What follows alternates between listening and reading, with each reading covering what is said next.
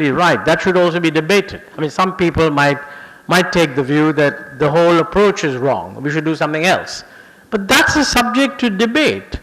So I think we're trying to focus attention on the fact that, you know, the public should be always watching whether the policies that we've said we are going to follow are actually implemented. And I don't think you should expect all the good results if the policies aren't implemented. But I think they can be implemented. That's the main point. You know, on agriculture, it's true that there is some evidence that not all of agricultural resources are being utilized as much as they should. To some extent, that may be in parts of the world, parts of the country, where wage expectations are now so high that the agricultural productivity that's feasible won't actually meet those wage expectations, so it's just not profitable. It's not clear what the answer should be, because nobody wants to make them profitable by just raising agricultural prices. There's already complaint on that. So the answer really is productivity. What is it that we can do that would raise the productivity of land? In the plan, we have drawn attention to the fact that rational use of available resources, more rational use of water, more scientific farming could lead to an increase in yields anywhere between 40 and 80%. So that's what we should really concentrate on. And I think in India, it's probably true to say that, you know, historically we have focused on food grains. I think we've done a good job, and so let's first take credit for what has worked. Because what happens is you're constantly criticized for mountains of food grain stock, so in the first instance when you do a good job, you know, you get excess production. Some of these resources need to go into things like meat and eggs and fish and vegetables and fruits, where supply is doing better than food grain, but is not keeping up with the demand. Let's be clear. Why is the supply of the demand for vegetables and proteins and so on gone up? It's gone up because rural prosperity has gone up. It's because poverty has gone down. It's because rural wages have gone down, and all of that. Now, I think we have major problems in increasing the productivity of the fruits and vegetables part of the system, because these are all perishables, unlike food grain. And if it's perishable, then logistics, the market link between field, farm and plate and fork and so on, modernization of agricultural markets is very important. That's entirely in the hands of state governments. And I'm sorry to say that in almost no state government has there been a serious effort to liberalize the rules regarding agricultural markets. And we've said that this needs to be done. I think if we do it, we will get more competition, better for the farmer, he'll get a better price. See, one of the problems at the moment is that what the farmer gets is a fraction of what the consumer pays. So there's something fundamentally inefficient in our distribution system. I'm not making a case here that we should solve the problem by allowing FDI, which is, I mean, that's the kind of thing that I think is jumping. But we need to get rid of the constraints. I mean, domestic modern marketing will come in, and FDI can also come in, I'm not objecting to that. But you know, unless the Agricultural Produce Marketing Committee Acts are radically amended, we should not expect to see any improvement. And, you know, I've written to chief ministers.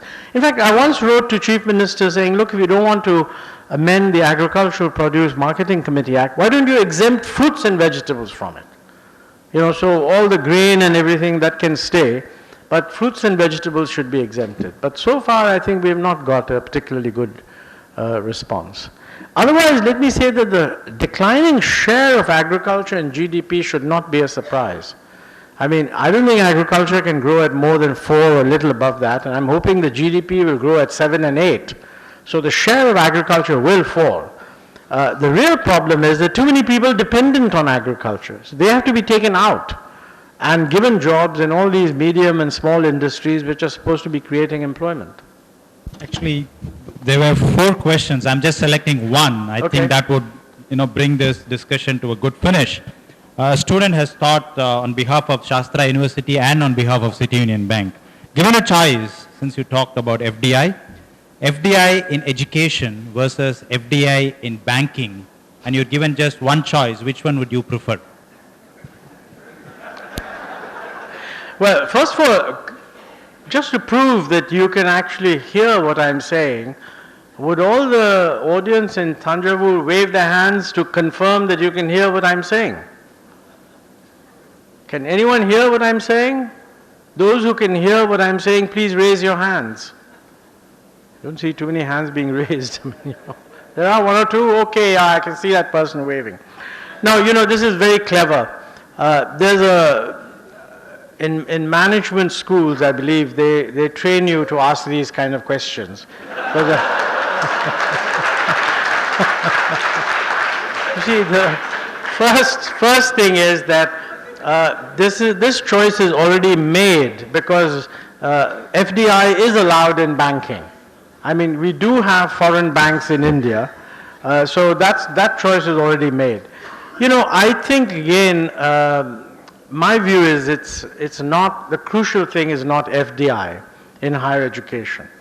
The crucial thing is to create an environment in which good private sector institutions can flourish. If you don't do that, creating special windows for FDI doesn't make sense. If you do that, good private sector institutions will flourish and FDI will come and join them or not join them or have twinning arrangements and all of that kind of stuff. But as a general rule, I feel that Indian universities must globalize. The agenda of reform for Indian universities has to be very extensive. Our public sector universities have to globalize, in my view. It's not easy, but I think it can be done. Certainly our private sector universities should globalize. When I say globalize, I mean they should be able to bring in lecturers from abroad. Unless you free the Indian universities, both public sector and private sector, to provide a globally competitive environment for the students, we are hobbling the domestic educational system and giving the foreign universities an undue advantage. So the most important thing in my view is that we should do that reform.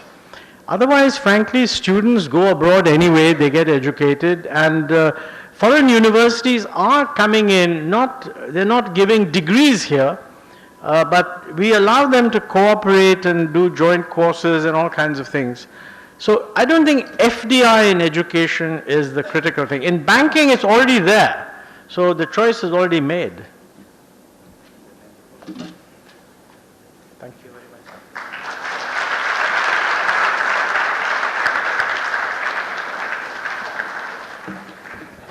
Thank you, sir. Thanks for the impressive and thought-provoking lecture. It is said that every reading of Shakespeare leaves you wiser than before. I don't think it would be an exaggeration to say that every Narayan Memorial lecture does the same. Now, to propose a vote of thanks formally, I request Dr. N. Kamakodi, Managing Director and CEO of City Union Bank Limited.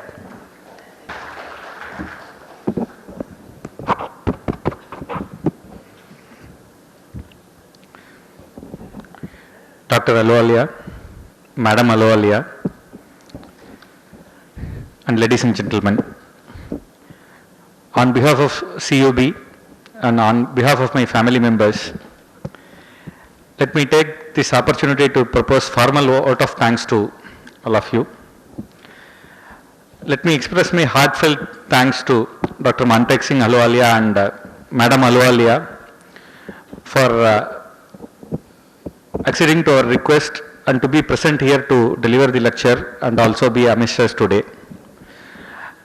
At this moment, I have to express my special thanks to Shri Pawan Aluwalia for arranging this and making the participation of Shri Montek Singh Aluwalia in this function. My special thanks to Pawan Aluwalia also.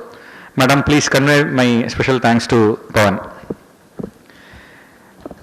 Let me express my thanks to Vice Chancellor of Sastra University, Professor Seturaman, Dean Vaidya Subramaniam, and Swaminathan on that side, and all other deans, faculty members, students of Sastra University, both from Srinivasa Ramanujam campus and also from Tanjavur campus.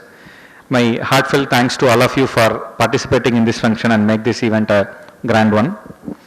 My thanks to chairman and board members and colleagues from CUB, and also my special thanks to eminent citizens of Kumbakonam and the other invitees who have joined here in this evening. And as usual, almost all of you have come for, every year in Urlo.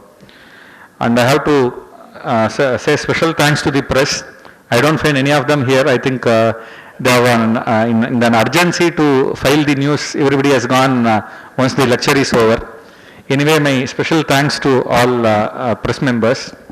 My thanks to one and all for making this a grand evening. And once again, I express my heartfelt thanks on behalf of both my family members and also on behalf of CUB. Thank you one and all. Thank you. For national anthem. Bharat Anga Vindhya Himachala Yamuna Ganga Uchchala Jalati Taranga Tava Shubha Name Jahe Tava Shubha Shisha Mahe Gahe Tava Jaya Gata Janagana Mangaladayaka Jaya He Bharata Bhagya Vidata Jaya He Jaya Jaya Jaya Jaya He